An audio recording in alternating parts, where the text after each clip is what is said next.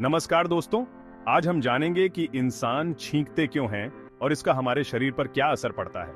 तो चलिए शुरू करते हैं। छींकना हमारे शरीर की एक प्राकृतिक प्रतिक्रिया है।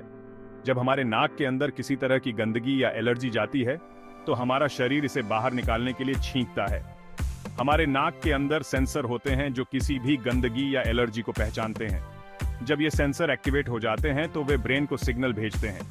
ब्रेन फिर फेफड़ों को ऑर्डर देता है कि वे हवा को बाहर फेंकें, जिससे छींक आती है।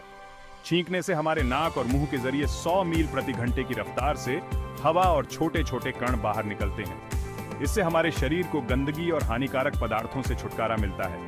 छींकना हमारे इम्यून सिस्टम का हिस्सा है। यह हमें बीमारियों से बचाने में मदद करता है, लेकिन छींकते समय मुंह और नाक को ढकना जरूरी है ताकि दूसरे लोग संक्रमित न हों। क्या आप जानते हैं कि आप सोते समय छींक नहीं सकते और छींकने के दौरान आपका दिल एक सेकंड के लिए रुक जाता है? ये सचमुच आश्चर्यजनक है ना? तो दोस्तों, ये था छींकने के पीछे का विज्ञान। अगर आपको ये वीडियो पसंद आया हो तो लाइक, शेयर और सब्सक्राइब करना ना भूलें।